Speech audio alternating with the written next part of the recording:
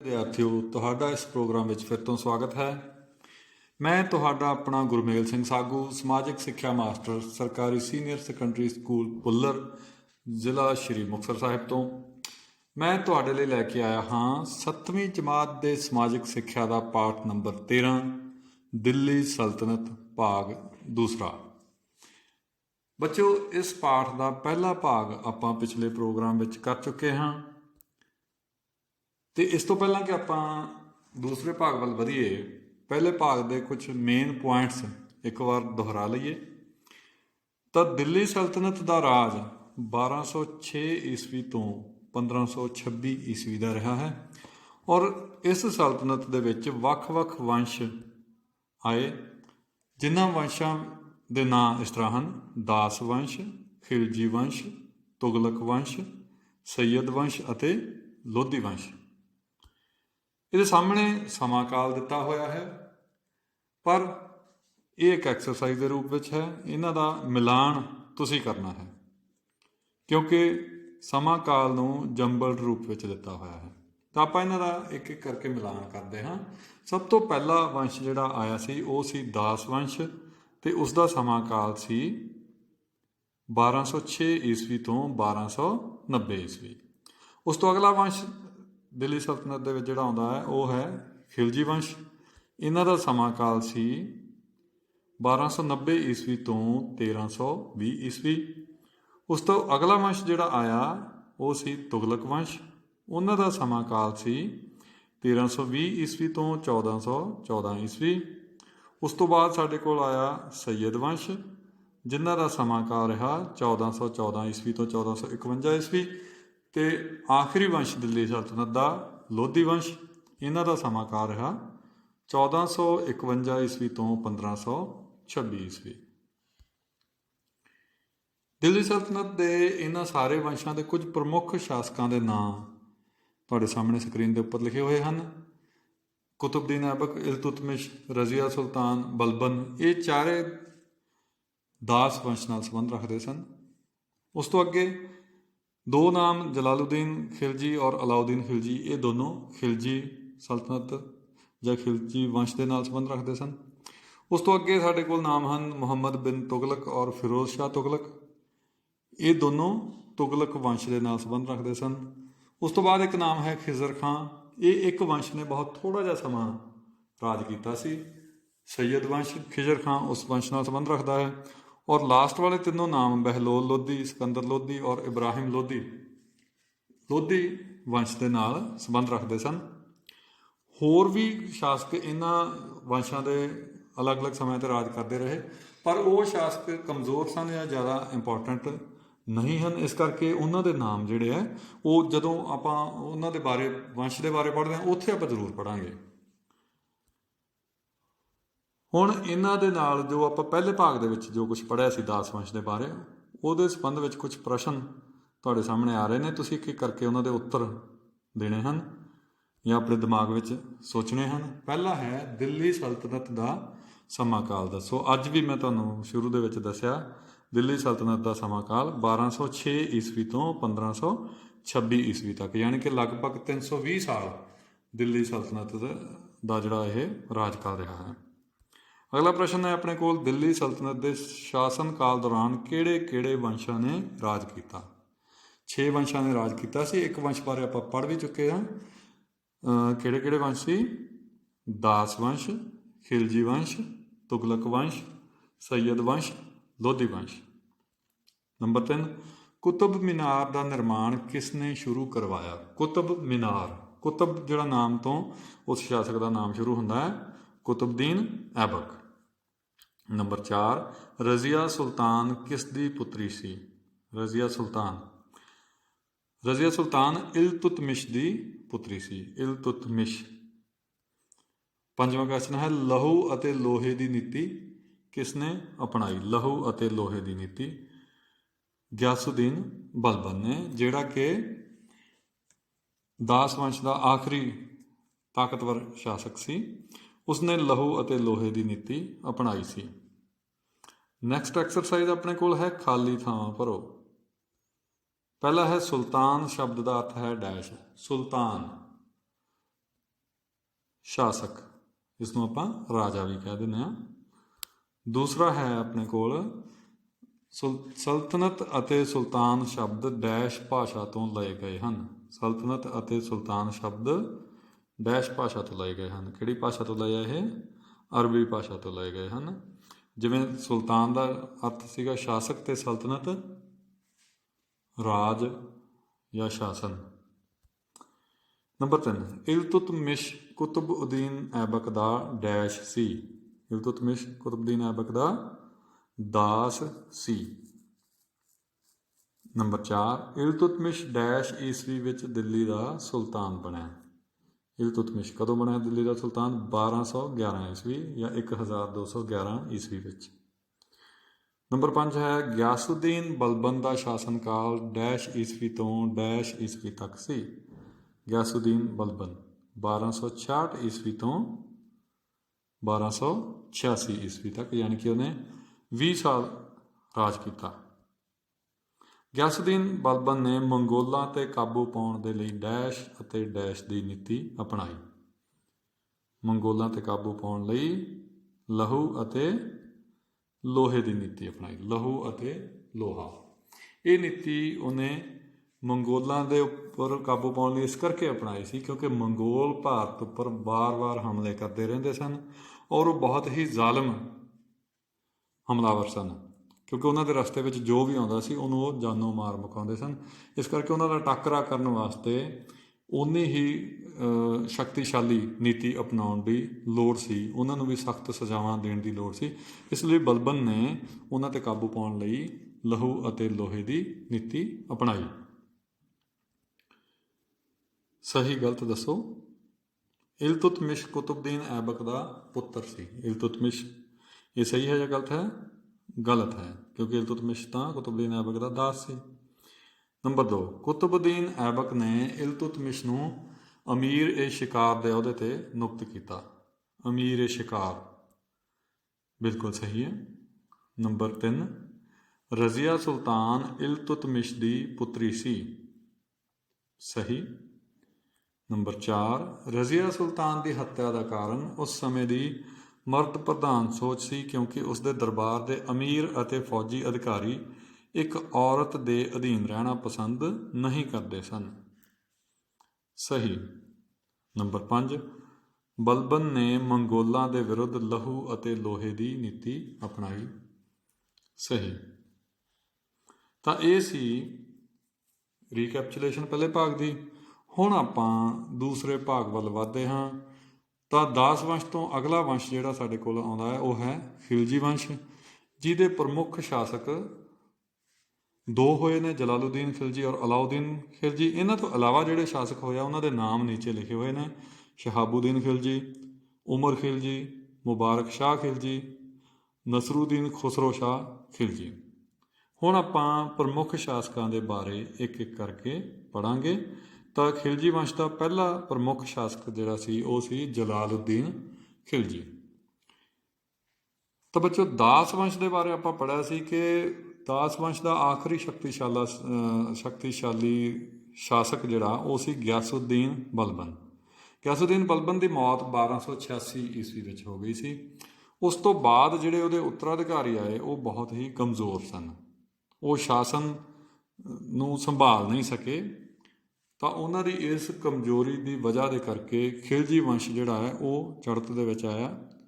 ਜਲਾਲੂਦੀਨ ਖਿਲਜੀ ਜਿਹੜਾ ਪਹਿਲਾਂ ਉਹਨਾਂ ਦੀ ਫੌਜ ਵਿੱਚ ਹੀ ਜਰਨੈਲ ਸੀ, ਉਹਨੇ ਜਦੋਂ ਇੱਕ ਗੈਪ ਦੇਖਿਆ ਸ਼ਾਸਨ ਕਾਲ ਦੇ ਵਿੱਚ ਤਾਂ ਉਸਨੇ ਇਸ ਦਾ ਫਾਇਦਾ ਉਠਾਇਆ ਅਤੇ ਦਾਸ ਵੰਸ਼ ਦੇ ਆਖਰੀ ਰਾਜੇ ਨੂੰ ਮਾਰ ਕੇ ਉਹ ਖੁਦ ਦਿੱਲੀ ਦਾ ਸੁਲਤਾਨ ਬਣ ਕੇ ਬੈਠ ਗਿਆ।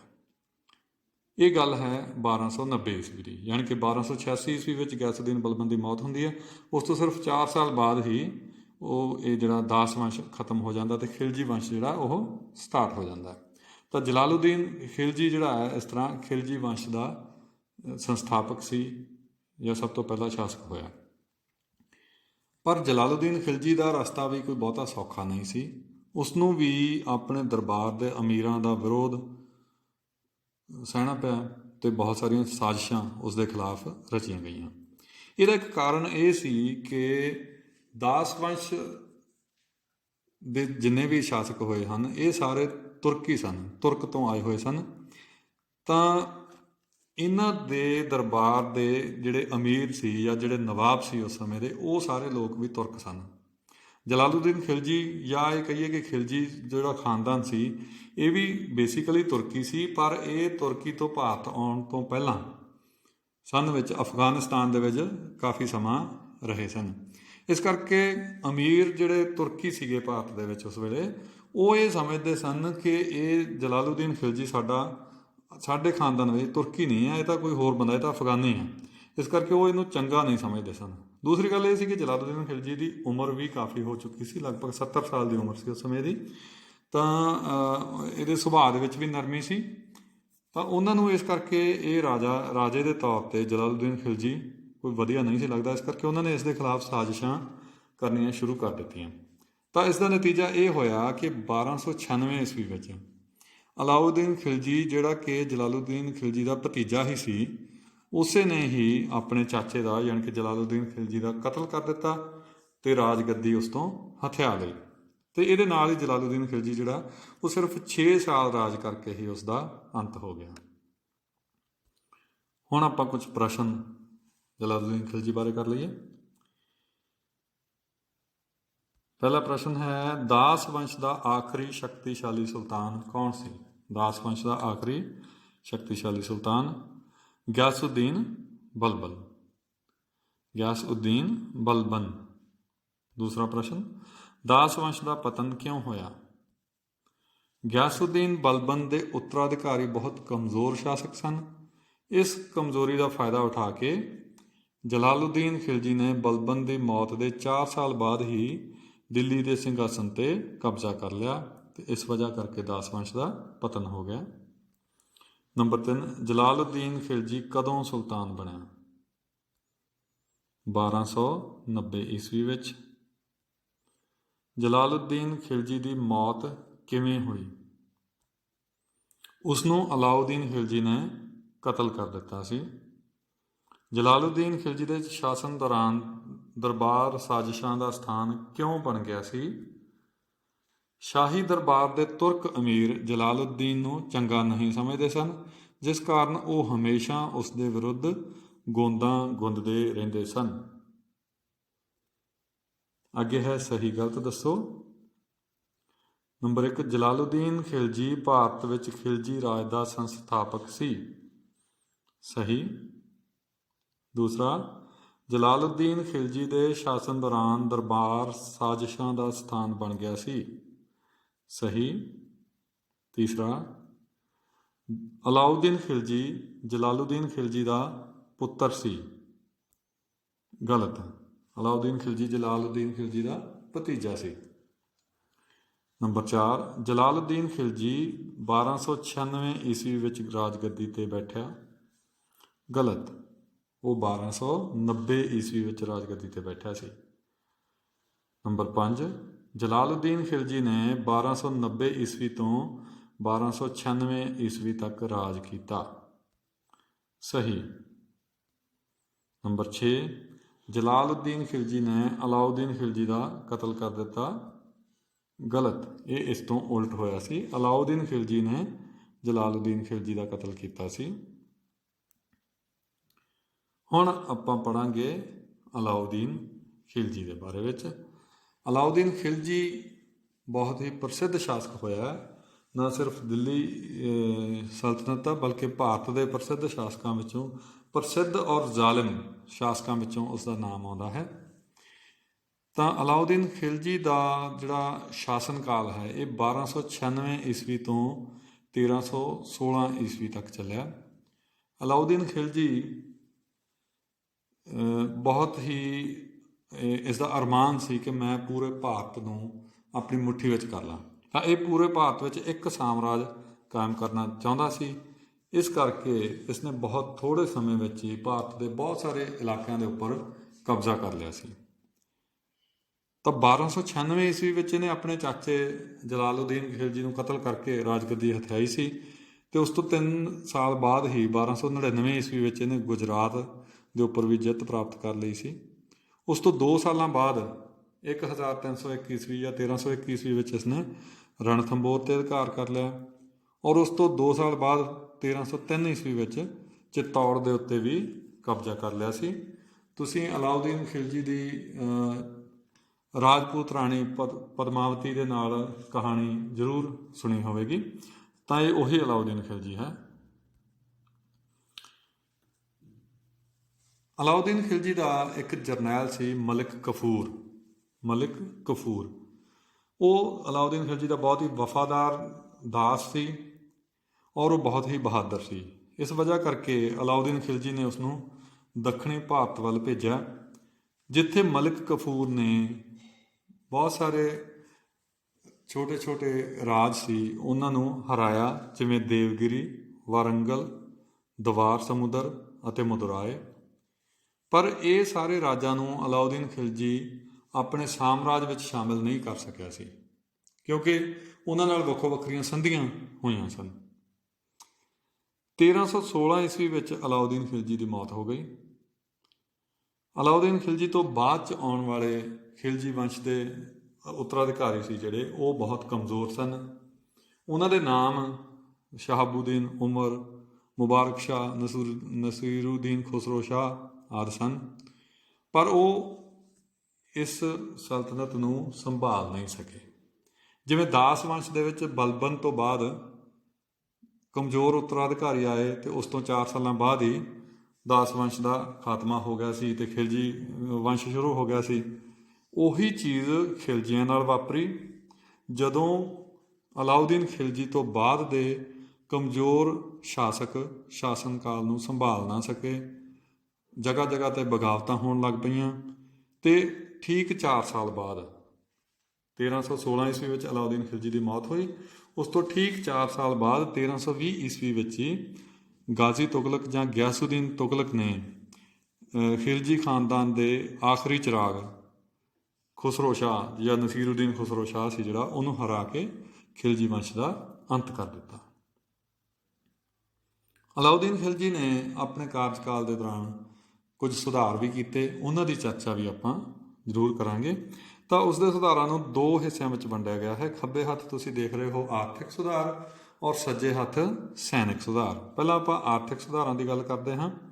ਅਲਾਉਦੀਨ ਖਿਲਜੀ ਨੇ ਦੇਸ਼ ਦੀ ਅਰਥ ਵਿਵਸਥਾ ਨੂੰ ਸੁਧਾਰਨ ਲਈ ਅਤੇ ਲੋਕਾਂ ਨੂੰ ਸਹੂਲਤਾਂ, ਆਮ ਲੋਕਾਂ ਨੂੰ ਸਹੂਲਤ ਦੇਣ ਵਾਸਤੇ ਜ਼ਰੂਰੀ ਚੀਜ਼ਾਂ ਦੀਆਂ ਕੀਮਤਾਂ ਨਿਸ਼ਚਿਤ ਕੀਤੀਆਂ। ਜਿਵੇਂ ਅੱਜ ਵੀ ਆਪਾਂ ਦੇਖਦੇ ਹਾਂ ਕਿ ਗਰੀਬ ਲੋਕਾਂ ਨੂੰ ਜਾਂ ਆਮ ਲੋਕਾਂ ਨੂੰ ਵੀ ਲੋੜ ਦੀਆਂ ਚੀਜ਼ਾਂ, ਜਿਵੇਂ ਰਾਸ਼ਨ ਹੁੰਦਾ ਹੈ, ਤਾਂ ਉਹਦੇ ਭਾਅ ਜਿਹੜੇ ਸਰਕਾਰ ਦੁਆਰਾ ਨਿਸ਼ਚਿਤ ਕੀਤੇ ਜਾਂਦੇ ਆ। ਇਸ ਚੀਜ਼ ਦੀ ਸ਼ੁਰੂਆਤ ਅਲਾਉਦੀਨ ਖਿਲਜੀ ਨੇ ਹੀ ਕੀਤੀ ਸੀ। ਇਸ ਵਾਸਤੇ ਉਸਨੇ ਮੰਡੀ ਅਫਸਰ ਵੀ ਰੱਖੇ ਸਨ, ਜਿਹੜੇ ਇਸ ਗੱਲ 'ਤੇ ਨਿਗਾਹ ਰੱਖਦੇ ਸਨ ਕਿ ਕੋਈ ਵੀ ਦੁਕਾਨਦਾਰ ਜਾਂ ਕੋਈ ਵਪਾਰੀ ਇਹ ਲਾਜ਼ਮੀ ਜਿਹੜੀਆਂ ਜ਼ਰੂਰੀ ਚੀਜ਼ਾਂ, ਜਿਹੜੀਆਂ ਬੇਸਿਕ ਨੀਡਸ ਨੂੰ ਪੂਰੀਆਂ ਕਰਨ ਵਾਲੀਆਂ ਚੀਜ਼ਾਂ, ਖਾਸ ਤੌਰ 'ਤੇ ਜਿਵੇਂ ਅਨਾਜ ਹੁੰਦਾ ਹੈ ਜਾਂ ਮਸਾਲੇ ਹੈ ਜਾਂ ਕੱਪੜਾ, ਇਹ ਚੀਜ਼ਾਂ ਦੀ ਕੀਮਤ ਜਿਹੜੀ ਹੈ ਉਹ ਲੋਕਾਂ ਤੋਂ ਨਜਾਇਜ਼ ਤਾਂ ਨਹੀਂ ਲੈ ਰਹੇ।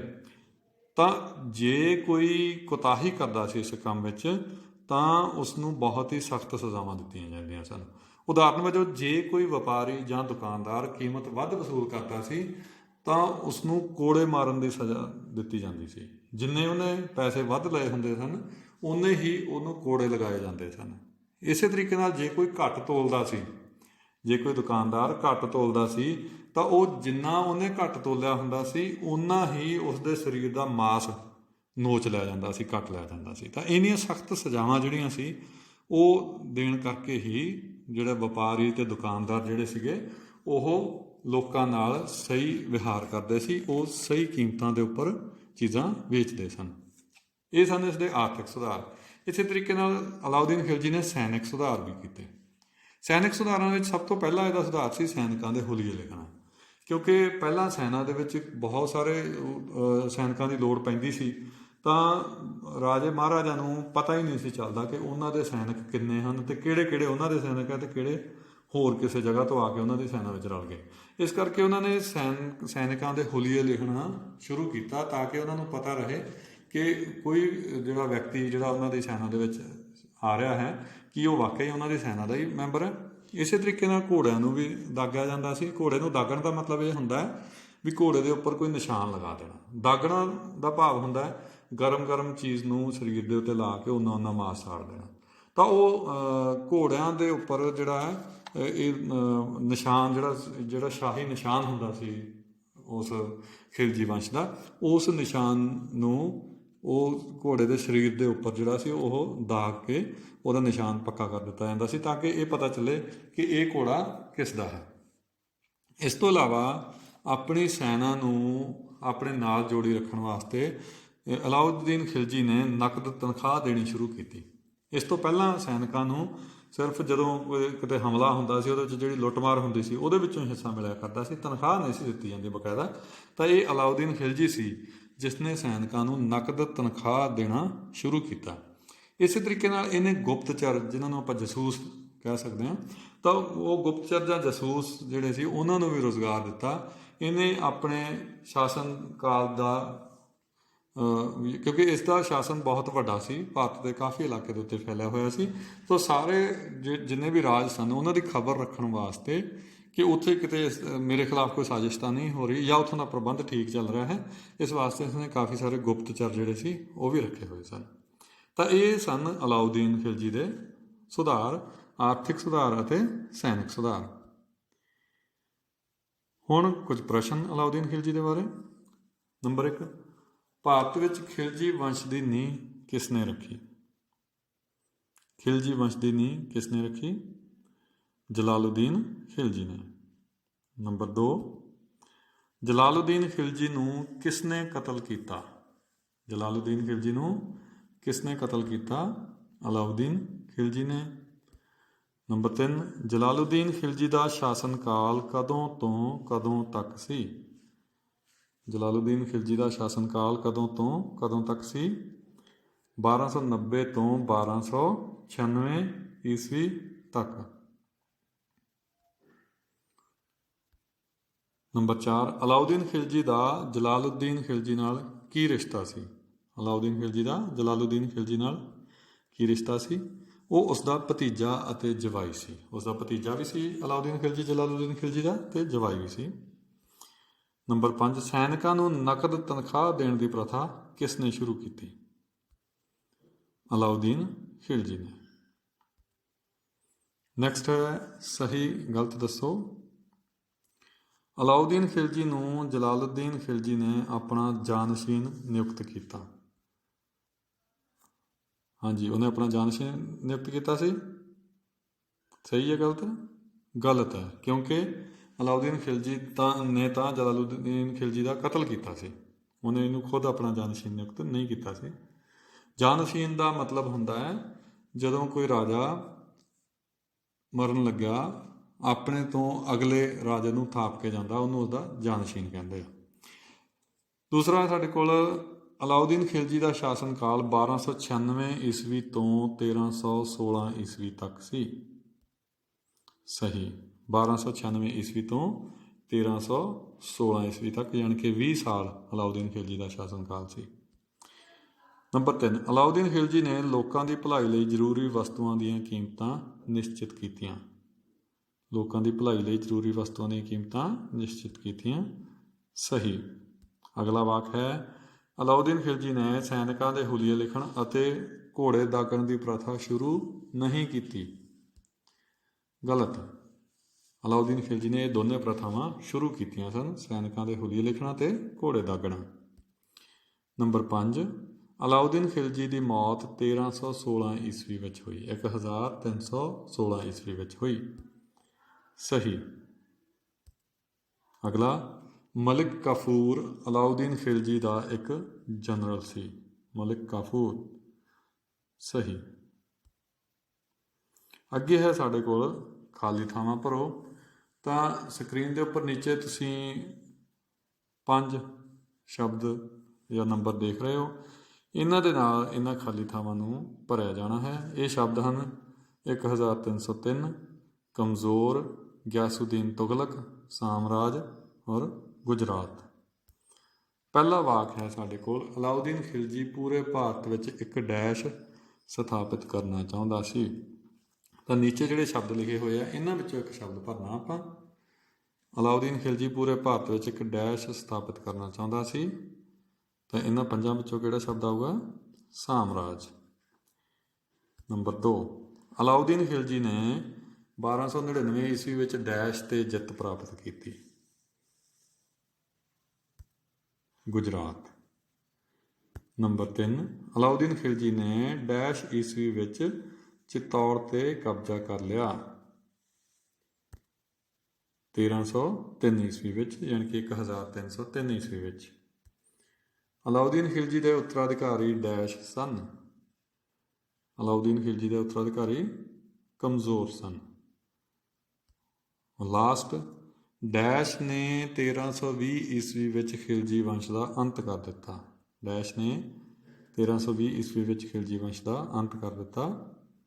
ਤਾਂ ਕਿਸ ਨੇ ਕੀਤਾ ਸੀ ਖਿਲਜੀ ਵੰਸ਼ ਦਾ ਅੰਤ? ਗਿਆਸੁਦੀਨ ਤੁਗਲਕ। ਗਿਆਸੁਦੀਨ ਤੁਗਲਕ ਨੇ 1320 ਈਸਵੀ ਵਿੱਚ ਖਿਲਜੀ ਵੰਸ਼ ਦਾ ਅੰਤ ਕਰ ਦਿੱਤਾ।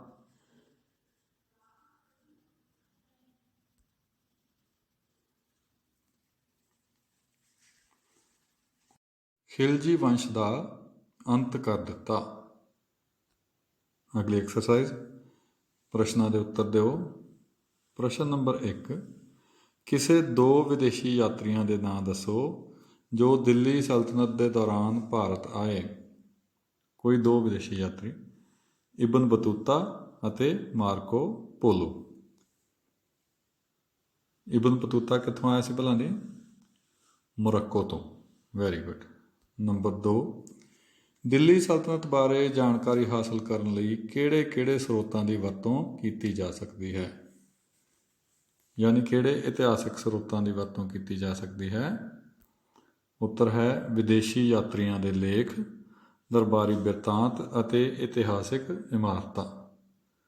ਪ੍ਰਸ਼ਨ ਨੰਬਰ 3, ਦਾਸ ਵੰਸ਼ ਨਾਲ ਸੰਬੰਧਿਤ ਕਿਸੇ ਇੱਕ ਇਤਿਹਾਸਕ ਇਮਾਰਤ ਦਾ ਨਾਂ ਦੱਸੋ।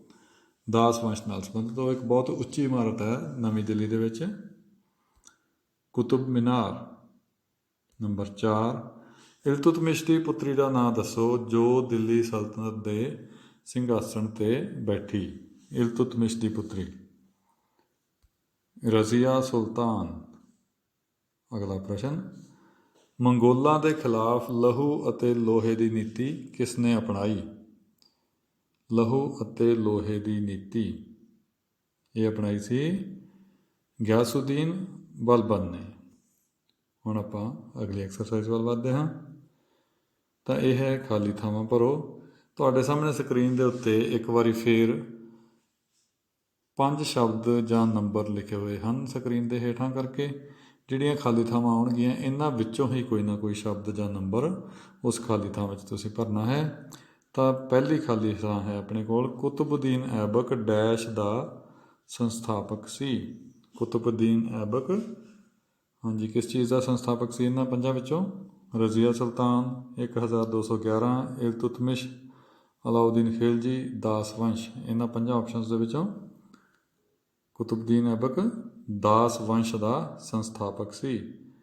ਪ੍ਰਸ਼ਨ ਨੰਬਰ 2, ਰਜ਼ੀਆ ਸੁਲਤਾਨ ਡੈਸ਼ ਦੀ ਪੁੱਤਰੀ ਸੀ। ਰਜ਼ੀਆ ਸੁਲਤਾਨ ਡੈਸ਼ ਦੀ ਪੁੱਤਰੀ ਸੀ? ਇਲਤੁਤਮਿਸ਼ ਦੀ ਪੁੱਤਰੀ ਸੀ। ਨੰਬਰ 3, ਇਲਤੁਤਮਿਸ਼ ਡੈਸ਼ ਈਸਵੀ ਵਿੱਚ ਸ਼ਾਸਕ ਬਣਿਆ। ਇਲਤੁਤਮਿਸ਼ ਡੈਸ਼ ਈਸਵੀ ਵਿੱਚ ਸ਼ਾਸਕ ਬਣਿਆ? 1211 ਜਾਂ 1211 ਈਸਵੀ ਵਿੱਚ ਸ਼ਾਸਕ ਬਣਿਆ। ਨੰਬਰ 4, ਇਲਤੁਤਮਿਸ਼ ਨੇ ਡੈਸ਼ ਨੂੰ ਆਪਣਾ ਉੱਤਰਾਧਿਕਾਰੀ ਚੁਣਿਆ।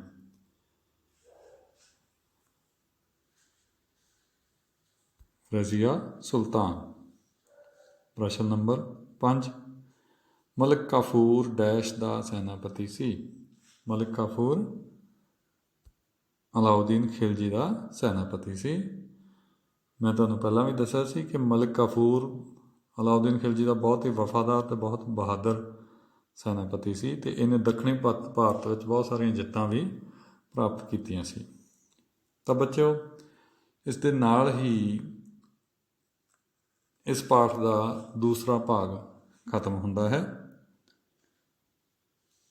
ਤੀਸਰੇ ਭਾਗ ਵਿੱਚ ਆਪਾਂ ਫੇਰ ਮਿਲਾਂਗੇ। ਉਸ ਸਮੇਂ ਤੱਕ ਤੁਹਾਡਾ ਬਹੁਤ ਬਹੁਤ ਧੰਨਵਾਦ। ਤੁਹਾਡਾ ਦਿਨ ਸ਼ੁਭ ਰਹੇ।